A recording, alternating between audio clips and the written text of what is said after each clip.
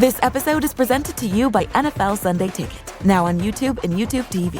With NFL Sunday Ticket on YouTube and YouTube TV, you can watch your favorite teams' out-of-market Sunday games, plus watch up to 4 games at once with Multiview. Don't miss the race to the playoffs. NFL Sunday Ticket is now just $39 when bundled with YouTube TV, where you get even more football. Visit youtube.com/Spotify offer to sign up now. Lowest price on YouTube TV with base plan. Rest of 2023 season. Terms and embargoes apply. No cancellations. When someone accidentally threw away the school play costumes, Oh no! replacements were shipped with FedEx. And with picture proof of delivery, everyone could focus on the perfect opening night. FedEx, where now meets next. For residential delivery only. 'Tis the season to shine with H&M. Discover the holiday collection and find fashionable pieces for your wardrobe or for under the tree. Get inspired and dazzle with this year's glam. From tuxedo styles, bow detailed pieces, impressive prints, and more. From unforgettable looks to unforgettable gifts. With fashion finds to home decor, find it all at H&M. Treat your loved ones and yourself this season. Shop in-store or at hm.com. Reboot your credit card with Apple Card, the credit card created by Apple. It gives you unlimited daily cash back that you can now choose to grow in a high-yield savings account that's built right into the Wallet app. Apply for Apple Card now in the Wallet app on iPhone and start growing your daily cash with savings today. Apple Card subject to credit approval. Savings is available to Apple Card owners subject to eligibility requirements. Savings accounts provided by Goldman Sachs Bank USA. Member FDIC. Terms apply. My football team's got me drinking. My football team's got me drinking. Give me beer or whiskey, wine or gin. Anything to shake this mood I'm in. My football team's got me drinking. At it again with another shade of blue. This is not your normal host. This is not Cody. You all are being spared from him today. This is David Greenwald. I'm here with Robert Russert and Thad Bell. Today was media day. People who have more flexible and cooler jobs than me got to go. Robert, Thad, you guys interviewed Peter Vermes today. Yeah, and we wanted to make it kind of a, offhand, relaxed kind of Peter off the field thing. But knowing Peter, it got serious as well. So Is Peter ever relaxed? exactly. We actually kind of talk about that in this pod with him. So that's a good segue into listening, actually. Did you tell him that we have a lot of thoughts on things that he says and does? Well, we, for the first time getting Peter, we didn't want to burn bridges. He said at the end of the interview, anytime that he wants us to be on, he's good. So we're going to keep him to that. Yeah, probably not every week.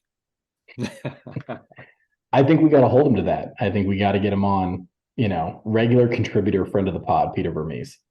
Definitely. I mean, we were told by the PR guys, okay, he's kind of done for the day, just let him go. But Thad insisted and kept moving closer and closer, and he got him. So good job, Thad. Yeah, I went over and I segued into a story, and then I said, we were going to have you on the pod, but they said you were already done for the day. And he goes, oh, no, I'll do it, man. He was ready. He was happy. Now, I know that after victories, Vermes and ownership crack a bottle of wine and talk about things. They debrief. Have we thought about buying him wine to bribe him to come onto the pod? I don't know that I could afford wine he would drink. Yeah, after being in the boot room today and seeing the liquor in there, we're not going to be able to afford it. Cody works in crypto. I'm sure he could liquidate some Bitcoin and we could buy like a nice $2 check. I kind of like that you have to liquidate in order to buy liquor. Well, guys, before we hop into that interview, anybody who's listening, please make sure that you rate and review our podcast wherever you get your podcasts, Apple, SoundCloud, wherever else. Make sure you follow Robert on Twitter at SPKC Life. And make sure you follow Thad at the back post, because he won't say it if I don't. I don't have Twitter. Cody is at that Cody, though. We are collectively the Shades of Blue. We write at thebluetestament.com. Go check everything out. Go check out the comments. Leave a comment on the article and let us know what you thought of our interview with PV. I was going to start off with, everybody always asks all the same questions at all these pressers. I mean, do you have any idea what's the dumbest question anybody's ever asked you in one of these pressers? And you can say if it's At me. one of these pressers? Well, at any of these kind of things. Well, I was saying earlier to someone that they were asking me about the evolution of the game. And I said, well, let me tell you about the evolution of the game. I used to do these things when I was a player.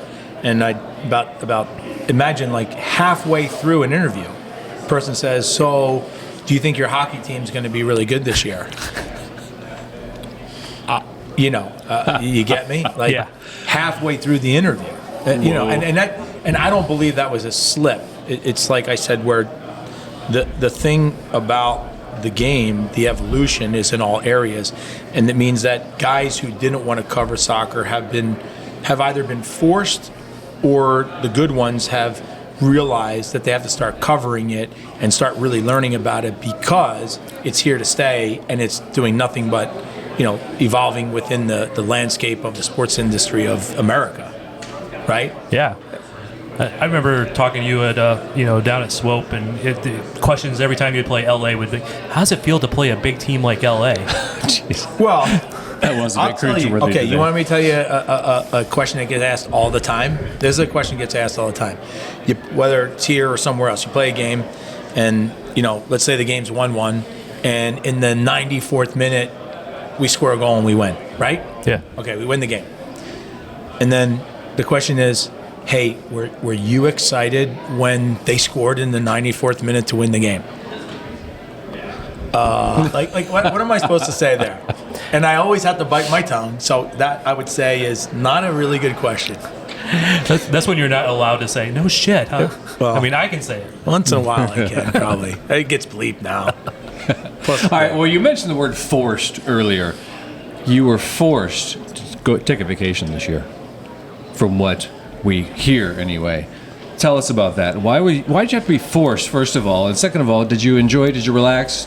What does Peter do when he relaxes? I don't know if I was forced, but okay. I mean, all right. What I'd say is that I do try to get away every year. Yeah. The thing about it though is in this job, you like when you're away, all you are is away. Phone's always going to ring in it. Yeah, I mean you're still. Honestly, I mean every year I think I've done a deal at Christmas Eve, and it's usually I'm walking in the water on a beach, and my wife comes down, like she's on the beach, comes down and says like, hey, can you keep it down? Like everybody can hear you talking. So that just it's you don't turn off in this job. It's just the way it goes. There's no off time. But my understanding of you throughout your history, though, is you rarely ever turned off. I mean, I had one of your former teammates tell me that they were roommates with you, and on Monday, Wednesday, Friday, you slept in the push-up position, and Tuesday, Thursday, Saturday, you did it in sit-up position. Sunday, you might have done something else. Do you have any idea which one said that? Well, I would say there's a lot of guys that would say that. I just had somebody recently just say that to me that I haven't talked to in a while. I have a lot of guys that they use that same exact phrase. That's why I was laughing where you got that from. I'm just trying to think. Was it, I mean, it's not Savags. No. Okay, so it's somebody who's not here? Like not on the staff? It would have I'm going to take a guess. Is the person working in the league? No. What is this, 20 questions? Maybe it was Nick Garcia? No. This would have been a national team teammate. And yes, Frank Lopez? It was actually, and I'll be honest, it's one of two guys, and I don't remember which one told me because I talked to both of them. John Marks. Is he even in the ballpark? No. Tony Viola? Yes. Okay. Yes. It was either him He or would say that. Ronaldo, I forget. So he would say that. Yeah. He would say that. Yes. Because I talked to both of them that same summer, and like I'm pretty old as we John already Hartz would established. say that too. I got a feeling all your teammates would say Probably something a lot like of that. them. Probably a lot. None of them are lying, though, are they? I mean, you're that dedicated. You're that. I mean, you have that softer side to you. I know that, but I don't. I guess I don't. If I'm going to do something, I'm doing it. Like I'm going after it. I don't know. So I was just having a conversation with somebody. We were talking about. So years ago, I had an endorsement when I was playing. I had an endorsement with MasterCard, and I was been doing a bunch of speaking events for MasterCard, and so a lot of times when I'd be there, the CEO of the company was there, and he's a great guy. I got to meet him quite a few times, and we developed what I say a friendship was more because of the events we're at. We just got along. right. So I don't know, when I'm around people like that, I like to ask them questions about what they do. They're at the epitome of what they do, and I'd like to find out how they got there. So I asked them a question. I said, but it was obviously all on the professional side, and I said, what is the one thing that you would do differently in your professional career? And he said, and it took me by surprise, he said, I wouldn't do as many overtime hours. And I said, that's BS.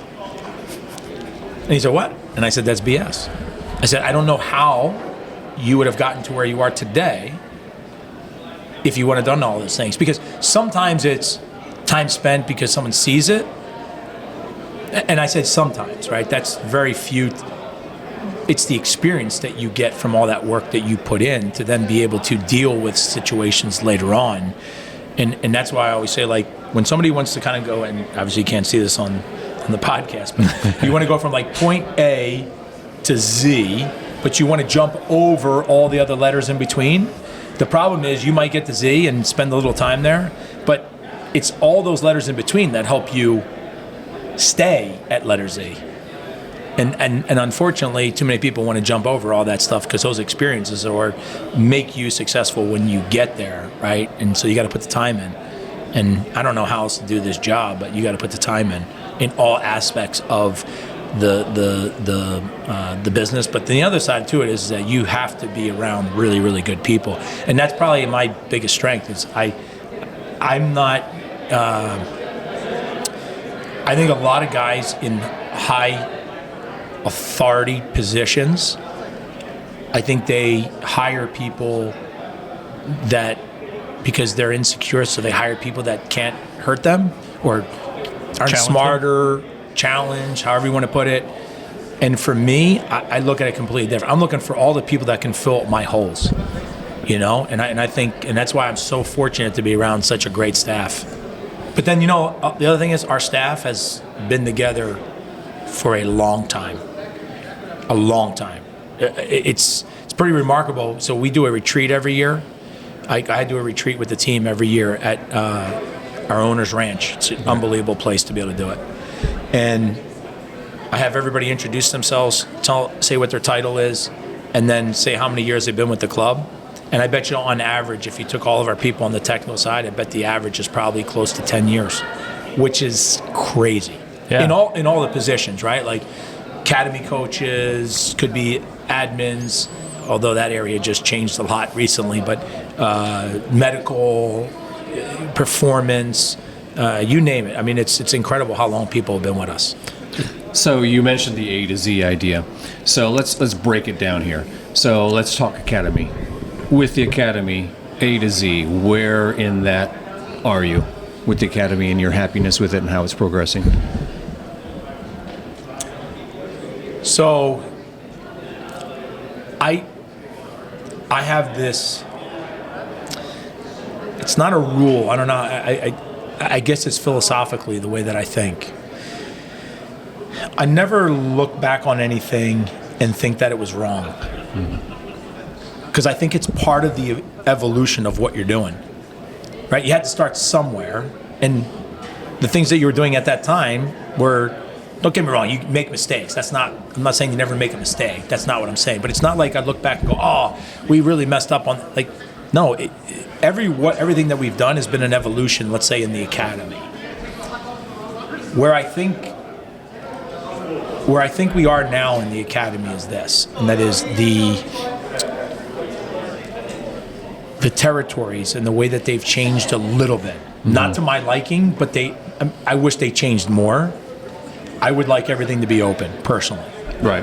I understand there's this staggered or this step-by-step they want to go with opening up the territories. For me, I would say open them all and be completely, go whoever and get whoever you want to. Because we know someday they will just go there, right? I hope so. I would hope that's where it would get to.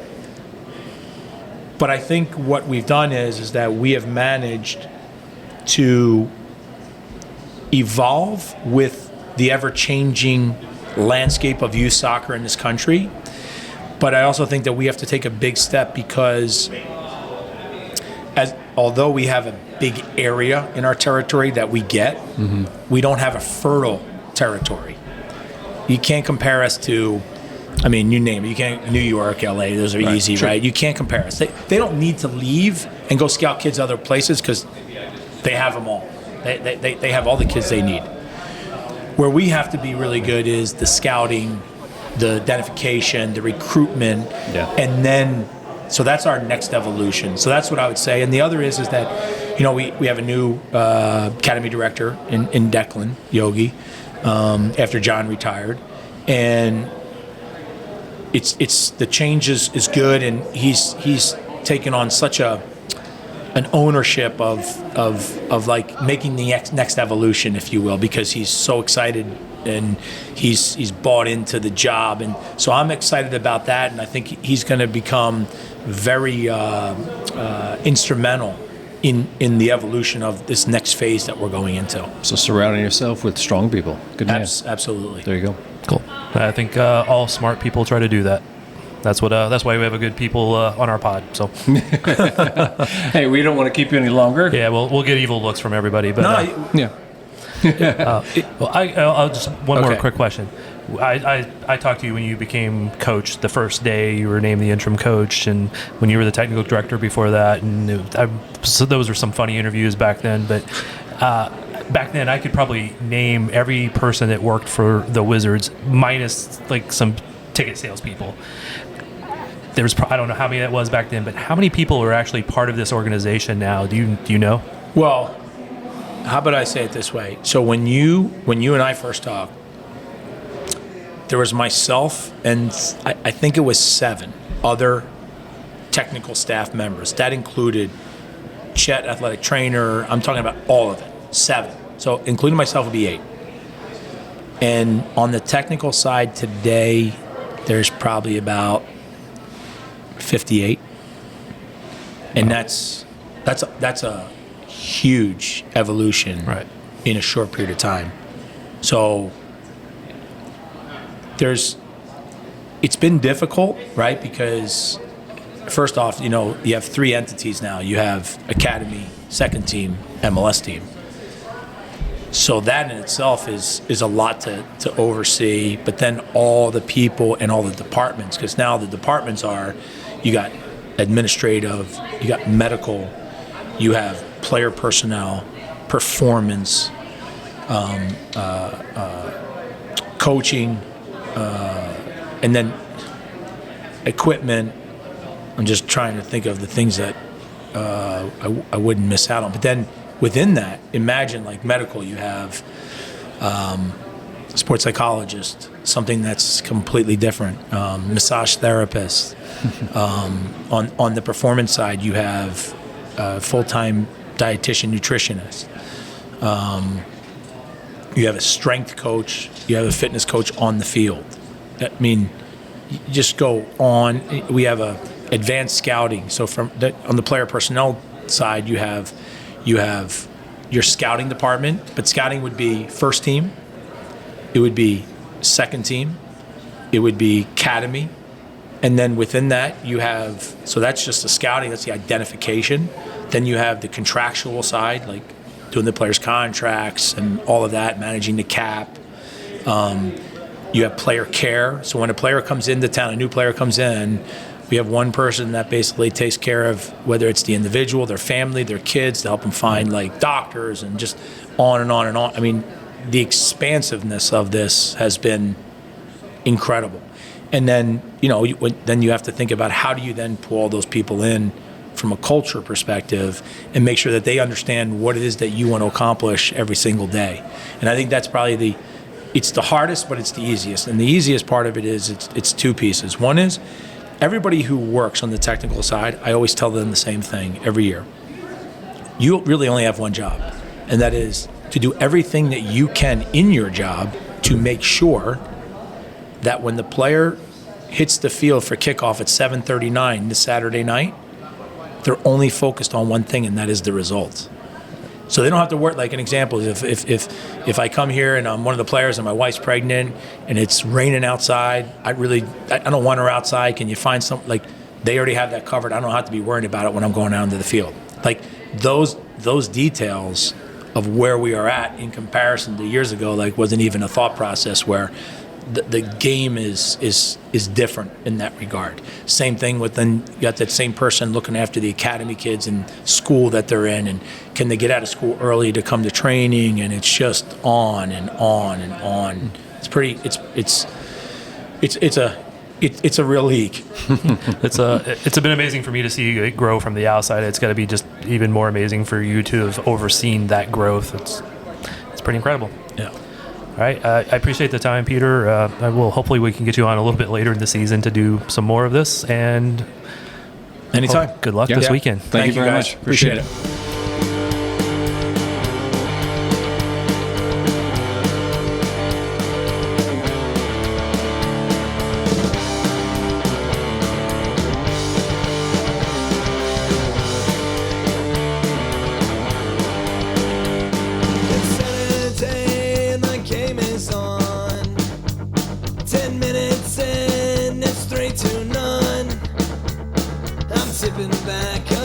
Can. I don't give a damn if it's 9 a.m. My football team's got me drinking. My football team's got me drinking. My football team's got me drinking. Give me beer or whiskey, wine or gin, anything to shake this mood I'm in. My football team's got me drinking.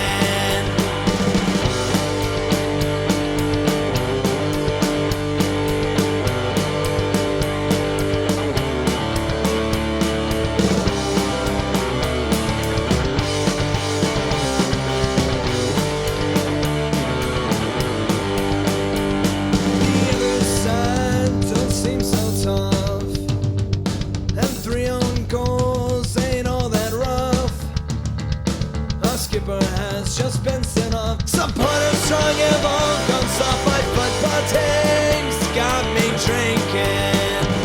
My football team's got me drinking. My football team's got me drinking. Give me beer or whiskey, wine or gin, anything to shake this mood.